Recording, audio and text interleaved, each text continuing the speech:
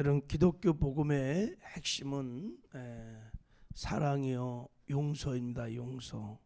죄를 사해 주시는 것이죠. 마태복음 18장에 보면 베드로가 주님, 형제가 범죄하면 몇 번 용서할까요? 그랬더니 7번 하면 되겠습니까? 야, 70번이라도 7번씩 용서하거라. 무한히 용서라는 거예요. 끊임없이 용서라는 뜻이에요. 요한일서 1장 9절에 보면 만일 우리가 우리 죄를 자백하면 저는 미쁘시고 의로우셔서 우리의 죄를 다 사해 주시고 모든 불의에서 우리를 깨끗게 해주마 약속했습니다. 우리가 회개하면 모든 죄를 다 사해 주십니다. 할렐루야. 자, 그런데 오늘 본문 말씀을 보면 영원히 용서받지 못할 죄가 나옵니다. 영원히 용서받지 못할 죄. 우리가 신앙생활 하면서 이 죄를 분명히 아셔야 돼요. 이 죄는 회개가 안 돼. 영원히 죄사함이 없어. 무슨 말이에요? 지옥 가는 죄다 이거예요. 자, 이 죄가 뭐냐? 자, 우리 31절, 32절을 읽겠습니다. 자, 시작. 그러므로 내가 너에게 이르노니 사람에 대한 모든 죄와 모독은 사하심을 얻되 성령을 모독하는 것은 사하심을 얻지 못하겠고 누구든지 말로 인자를 거역하면 사하심을 얻되 누구든지 말로 성령을 거역하면 이 세상과 오는 세상에도 사하심을 얻지 못할지라. 사람에 대한 죄, 모독은 회개하면 다 용서를 받는다는 거예요. 다윗도 간음죄를 지고 살인죄를 졌어도 다 용서받았습니다. 사울은 교회를 막 핍박하고 그렇게 해서도 다 용서받았습니다. 현장에서 간음하는 여인도 다 용서받았고 베드로는 예수님을 3번이나 부인하고 저주해서도 회개하고 다 용서를 받았어요. 사람에 대한 죄, 사람과 관계되는 10계명에 5계명부터 10계명의 모든 계명을 어겼어도 다 용서를 받습니다. 회개만 하면. 사람을 모독하는 것, 그것도 다 용서를 받아요. 또 인자를 거역하는 것도 다 용서를 받아요. 그러나 성령을 모독하는 것은 영원히 죄사함이 없다는 거예요. 성령을 모독하는 것. 말로 성령을 거역하면 용서를 받지 못한다. 이걸 우리는 성령 회방죄라 그래요. 성령 회방죄. 우리가 신앙생활 하면서 이 죄를 분명히 아셔야 합니다. 왜 성령 회방죄가 영원히 죄사함을 받지 못하느냐? 이게 왜 이렇게 무서운 죄입니까? 자, 이 죄가 무슨 죄냐면, 자, 31절에 보면 그러므로 이렇게 시작해요. 그러므로 내가 너에게 이르노니 이렇게 나가요. 그러니까 앞에 있었던 사건과 이 성령 해방죄가 관계가 있다는 거예요. 앞에 어제 우리가 살펴본 대로 무슨 일이 있었냐면은 예수님께서 눈멀고 말 못하는 사람을 귀신을 쫓았어요. 귀신을 쫓고 그를 치료해 주시고 그가 구원을 받았어요. 자, 이런 사건을 가지고 많은 무리들이 그런 기적을 행하시는 예수를 보고 야, 메시아다, 하나님의 아들 메시아다. 그래서 다 회개하고 예수를 믿어서 구원을 받았는데 바리새인들은 달리 반응했습니다. 야, 이거 귀신의 왕 바알세불을 힘입어서 예수님이 귀신을 쫓는다고 막 예수님을 막 매도하고 막 그렇게 말을 했어요. 자, 그럴 때 예수님께서 뭐라고 말씀하셨냐면 내가 성령을 힘입어서 저를 고친 것이다. 이렇게. 성령을 힘입어서 저를 고친 것이다. 그래서 마귀의 손에서 저를 건져낸 거다. 그러니까 성령이 하신 거라는 거예요. 예수님도 이 땅에 사는 동안에 완전한 100% 인성을 가진 사람이었습니다. 예수님은 신성을 사용하지 않으셨어요. 그래서 성령 충만해서 성령에 사로잡혀 다 능력전도 능력 사역을 했어요. 그러니까 내가 지금 귀신을 쫓은 것도 성령의 능력으로 한 것이다, 이렇게 말씀을 하셨어요. 그런데 너희들이 그런 성령의 역사를 무슨 역사로 지금 모독을 하는 거예요? 귀신의 역사라는 거예요. 귀신의 역사라고 말하는 거예요.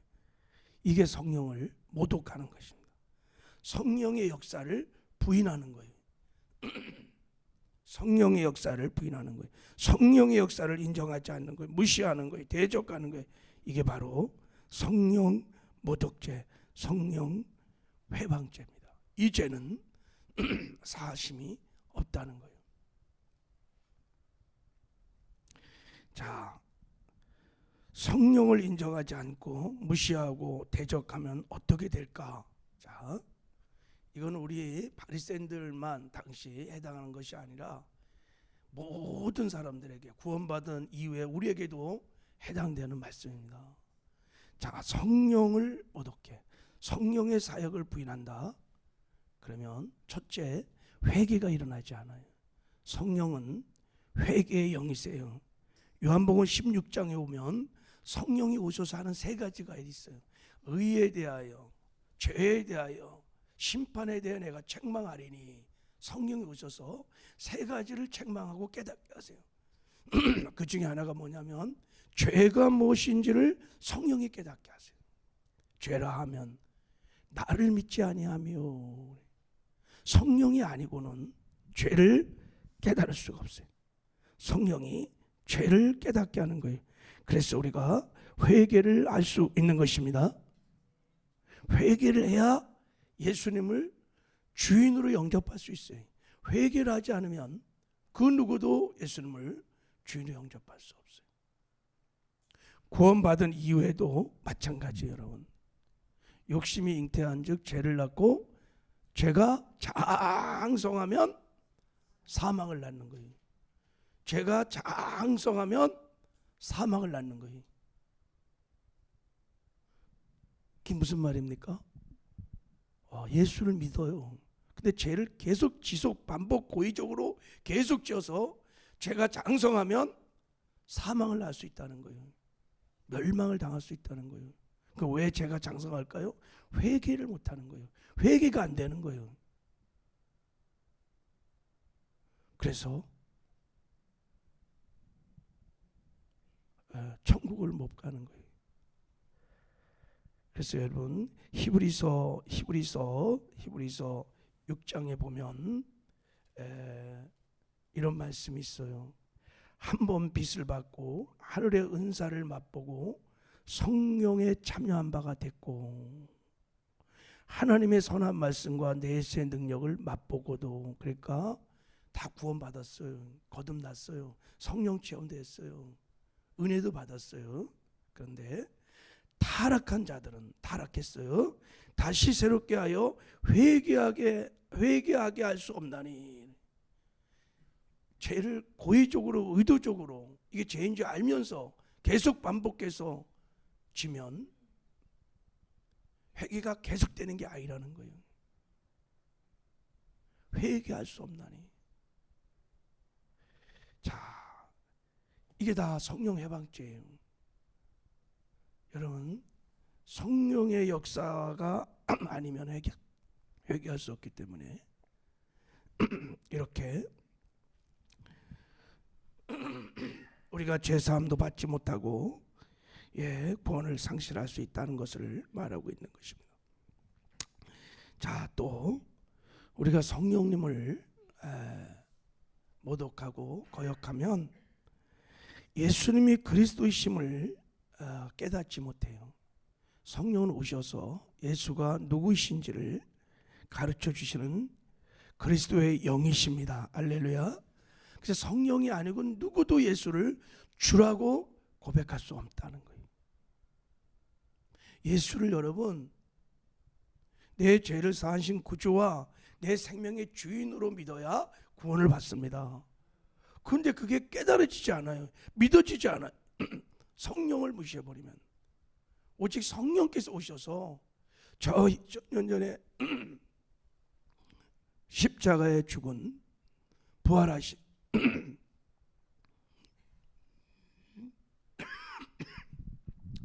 나사렛 예수가 우리 죄를 사해 주시고 구주이며 우리에게 영원한 생명을 주시는 생명의 주인이라는 것을 알게 하시고 깨닫게 하시고 믿어지는 은혜를 성령이 베풀어 주십니다. 그래서 성령으로 우리가 물과 성령으로 거듭날 수 있는 거예요. 이런 성령님을 무시한다. 이런 성령님을 여러분 모독한다. 성령의 역사를 부인한다. 그러면 당연히 회개할 수 없어. 믿지 못해. 제사함 받지 못하는 거예요. 구원받지 못하는 거예요. 영원히 멸망을 당한다는 것입니다.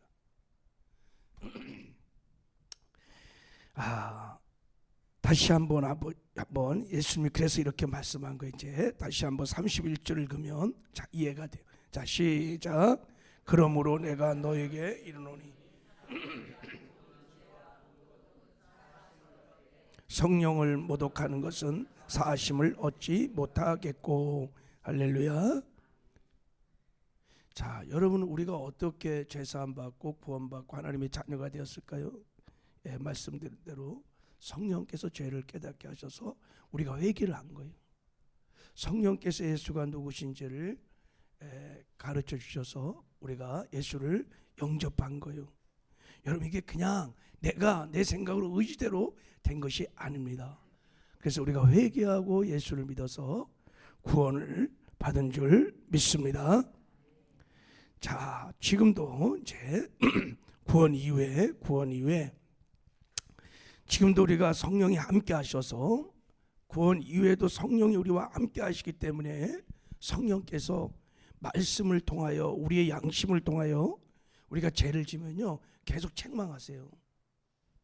그래서 죄를 지면 성령의 책망이 그래서 우리가 죄를 자각하고 자백하고 회개할 수 있는 것입니다. 할렐루야. 이게 축복이에요.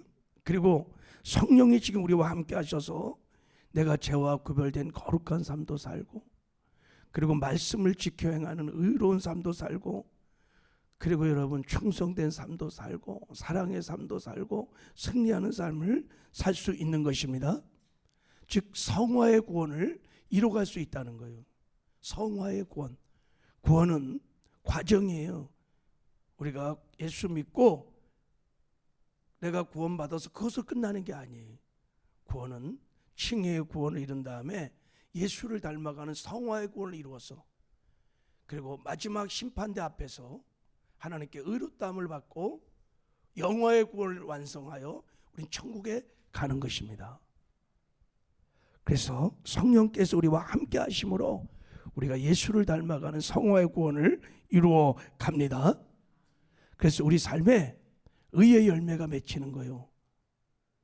성령의 9가지 열매가 다 맺히면 하나님이 그 심판대 앞에서 우리의 그 성령의 열매를 보시고 의의 열매를 보시고 우리를 의롭다 하시고 그리고 우리를 천국으로 인도해 주실 것입니다. 할렐루야. 자, 그러니 늘 여러분 성령님을 인정하고 환영하고 모셔드리고 성령님을 의지하고 성령에 사로잡혀 성령의 능력으로 사셔야 합니다. 할렐루야. 성령은 우리의 보혜사이십니다. 그런 보혜사 성령님을 모르고 모독하고 무시하고 그의 역사를 부인한다 그러면 심각한 문제가 벌어지는 것입니다. 여러분의 성령 충만은 우리 모든 그리스도인들에게 선택사항이 아니에요. 영원한 생명과 영원한 삶을 결정하는 능력이 성령께 있습니다. 거듭난 것도 성령의 능력으로, 성화의 구원을 이룬 것도 성령의 능력으로, 마지막 심판대에서 우리가 의롭다함을 받고 천국에 들어갈 수 있는 것도 성령의 능력인 것입니다. 할렐루야. 자, 보세요. 예수님께서 이제 왜 이 바리새인들이 성령을 모독했는지, 그리고 결과가 무엇인지를 이제 설명합니다. 자, 좀 말씀이 좀 어렵긴 한데, 자, 지금 제가 설명한 이 말씀을 가지고 이제 읽으면 이해가 돼요. 자, 마지막 최후의 심판이 있다는 거예요. 여러분, 이걸 분명히 믿으셔야 합니다. 우리는 다 하나님의 심판대 앞에 서게 될 거예요. 왜요? 구원이 과정이기 때문에 그렇습니다. 구원이 칭의의 구원과 성화의 구원과 영화의 구원이 있기 때문에 우리는 다 하나님의 심판대 앞에 설 것입니다. 그때 우리 믿음이 진짜 믿음인지, 그때 다 하나님께 평가를 받고 의롭다함을 받고 은혜를 받고 천국에 들어가는 영광을 얻게 될 것입니다. 자, 그 얘기를 하시는 거예요, 예수님이 지금 이제. 자, 우리 33절, 시간이 다 지나서 자, 쭉쭉 읽겠어요. 33절 읽겠습니다. 시작. 나무도 좋고 열매도 좋다 하든지 나무도 좋지 않고 열매도 좋지 않다 하든지 알아. 그 열매로 나무를 아느니라. 자, 뭐로 나무를 알아요? 열매로 아는 거예요. 열매로. 마지막 심판 때도 하나님께서 열매로 네 믿음이 진짜인지 가짜인지, 이게 알곡인지 쭉적인지를 뭐로 판단한다고요? 열매로 판단할 거예요. 자, 34절 읽겠습니다. 시작. 독사의 자식들아, 너희는 악하니 어떻게 선한 말을 알 수 있느냐? 이는 마음에 가득한 것을 입으로 말함이라. 선한 사람은 그 쌓은 선에서 선한 것을 내고 악한 사람은 쌓은 악에서 악한 것을 내느니라. 자, 이들이 성령을 무시하고 모독한 근본적인 이유는 뭐냐면 너희가 악하기 때문인 거예요. 뭐가? 마음이 악하다는 거예요. 이게 무슨 말입니까? 교만을 말하는 거예요. 하나님 밀어내고 내가 내 인생의 주인인 거예요. 그래서 내 멋대로 사는 거예요. 교만. 그래서 마음의 교만, 악으로 계속 막 입으로 행위로 막 바알세불 힘입어 귀신을 쫓는다고 막 모독을 하고 온갖 악독한 말들이 막 쏟아져 나오는 이유는 너희들의 마음이 악한 거예요. 교만을 말하는 거예요. 자, 이것을 하나님이 심판하신다는 거예요. 자, 우리 말과 행위와 모든 삶을 자, 심판한다는 거예요. 36절 시작. 내가 너희에게 이르노니 사람이 무슨 역한 말을 하든지 심판날에 이에 대하여 심판을 받으려니 내 말로 의롭다함을 받고 내 말로 정죄함을 받으리라. 심판날에 정죄를 받는 사람이 있고, 그래서 지옥으로, 의롭다함을 받는 사람이 있고 천국으로, 심판날에 그런 역사가 있다는 거예요. 여러분, 마지막 최후의 심판은 행위의 심판입니다. 우리의 삶의 열매를 보고 하나님께서 알곡과 쭉정이를 가리는, 저게 정말 예수를 주인으로 믿는 참 믿음인지 가짜 믿음인지를 보시고 의롭다 하심을 받으면 천국으로, 만약에 정죄를 받으면 못 가, 천국을. 예수님이 그 말씀을 하시는 거예요. 여러분, 예수님께서 주의 성령으로 우리 안에 오셔서 우리와 함께 하십니다. 할렐루야. 그분 우리 삶의 주인이십니다. 생명의 주인이시고 우리 교회의 주인이시고 이 역사의 주인이십니다. 늘 성령님을 주인으로 인정하고 환영하고 모셔드리고 성령님을 의지하십시오. 그래서 내 육신의 소욕을 따라 살지 말고 성령이 주시는 영의 생각을 따라 순종함으로 죄와 구별된 삶도 살고 말씀을 지켜 행하는 의의 삶도 살고 충성된 삶을 살고 성령의 9가지 열매를 주렁주렁 맺힌 은혜가 있기를 바랍니다. 그러면 반드시 여러분 영화의 구원을 이루어 천국에 들어가는 영광을 얻게 될 것입니다. 성령의 열매를 맺힌 자들은 절대 여러분 정죄함을 받지 못한다고 갈라디아 5장에 말했어요. 성령의 열매는 사랑과 희락과 화평과 충성과 절제니 이런 것을 금지할 법이 없느니라 그랬어요. 이게 무슨 말입니까? 성령의 열매를 맺힌 자들은 누구도 정죄하지 못한다는 거예요. 누구도 천국 가는 것을 막지 못한다는 거예요. 반드시 천국에 간다는 뜻입니다. 여러분 오늘도 성령 충만하시길 바랍니다. 성령과 동행하시기를 주님의 이름으로 축복합니다. 하나님 아버지 감사합니다.